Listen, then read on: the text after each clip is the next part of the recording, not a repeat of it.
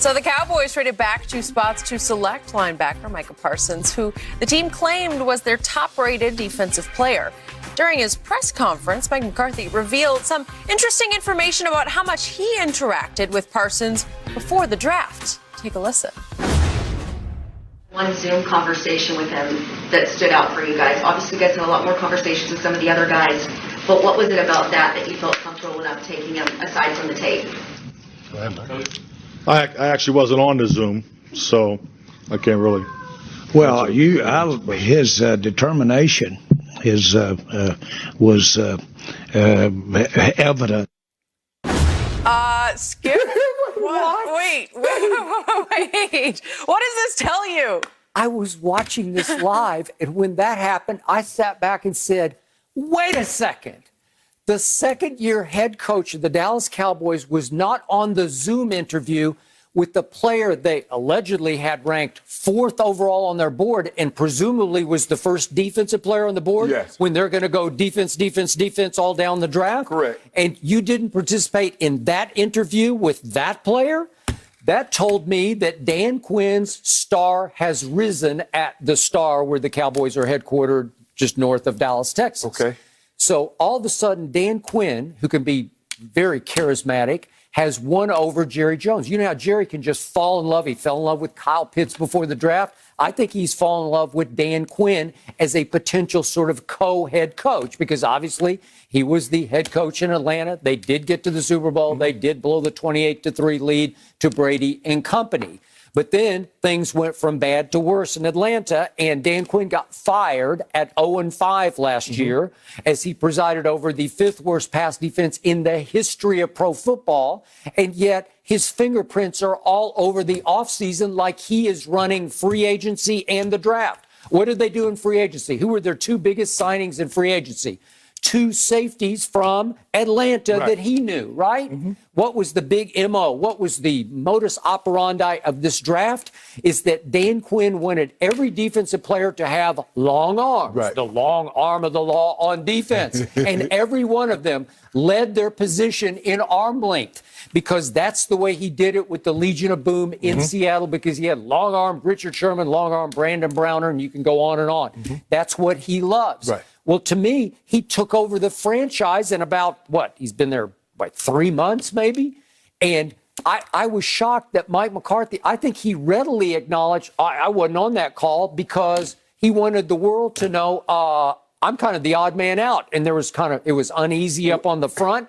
And suddenly Jerry just took over because, wait a second, Mike McCarthy didn't participate. Well, Skip, hell, listen to that Jerry talk. It doesn't seem like he was on the call either, because he was like, what I like. But I think he was on the call. Skip, this means nothing to me, because Mike McCarthy has no say in the final 53. He has no say in the draft. He has Dan no Quinn say was on the call.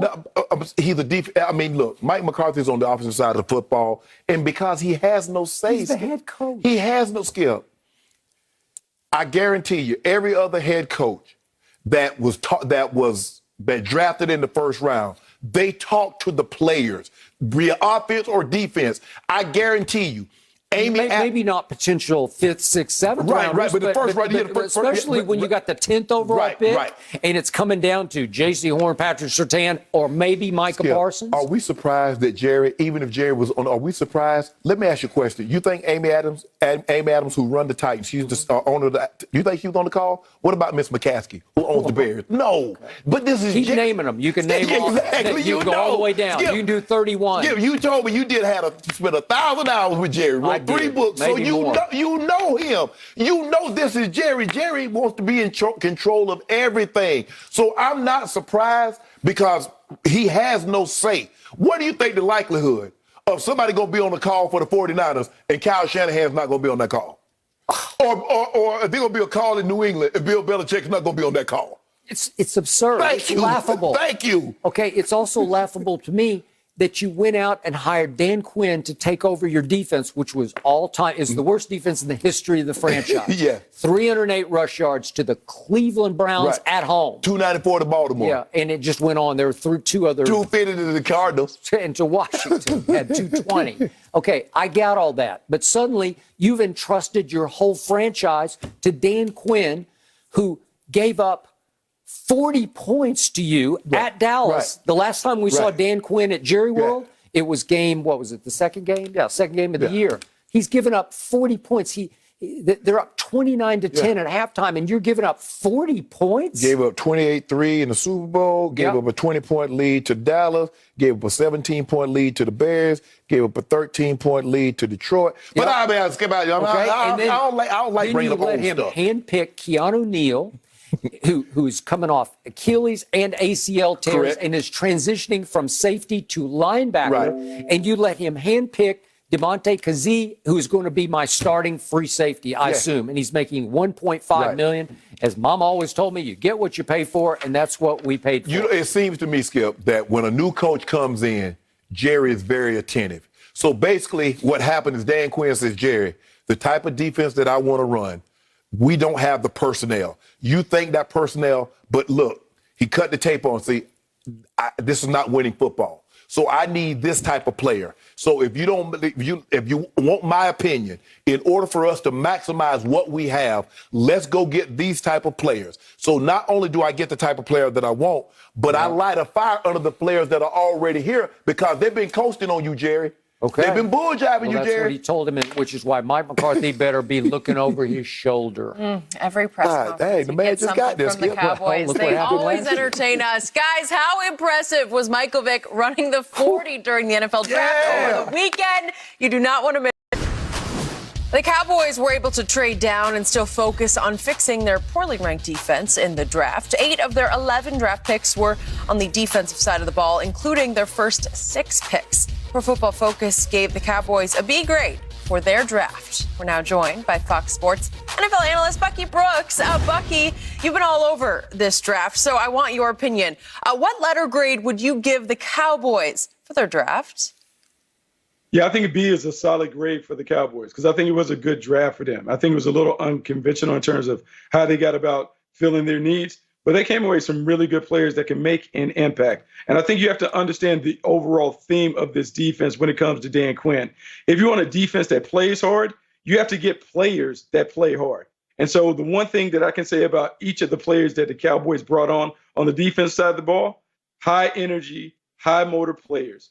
That lackluster effort that we saw from the Cowboys last year, particularly against the Cleveland Browns and other games, Dan Quinn is not going to put up with that. And so he's trying to recreate a culture where you have guys that go hard from snap to whistle. Each of these players have that. And that's why this defense will be much improved because the scheme is about effort, energy, and toughness. It's not about out scheming or out tricking people.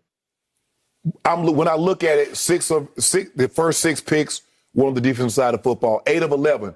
So that tells me that Jerry Jones, even though he fired Mike Nolan, realized that the talent that we have was not getting it done. That's the only reason you have that many picks on that side of the ball. If it was the same way offensively, if you pick 8 guys on the offensive side of football, it's telling me my offense currently as constructed wasn't good enough.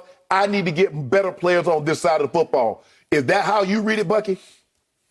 Absolutely. It was an emphasis. It was a focal point. They wanted to get better. And I think it's not a coincidence in terms of the positions that they took care of. I know we all like to think about the corners and those things. They didn't address that. But championship defenses are strong right down the middle. So when you go and you look at the players that they took players right down the middle. Defensive tackle from UCLA, 2 linebackers, Michael Parsons and Jabril Cox from Penn State and LSU, respectively. They wanted to make sure that they addressed that part of it because this was a defense that wasn't fast and wasn't very athletic. And when you look at the top defenses, they are explosive athletes. And the more speed that you put on the field, the more turnovers that will result. That is why they put an emphasis on making sure they have more athletes that they acquired in the draft. Okay, now it's my turn, and I am the one Cowboy fan on this panel right now, and I give my team a C- for its effort in the draft run by Dan Quinn, who suddenly went from being fired in Atlanta at 0-5 to running the Dallas Cowboys. If you can explain that to me, you're way ahead of me. Why are you so convinced he's running it? He made all these picks. He wanted guys with long arms. They all got long arms. I give you that much, but Bucky, back to you. Micah Parsons, I know the talent. I've seen the talent. You had him top rated on defense on your board. I believe Shannon would call him the best defensive player on the board. character issues and ego issues. I watched his whole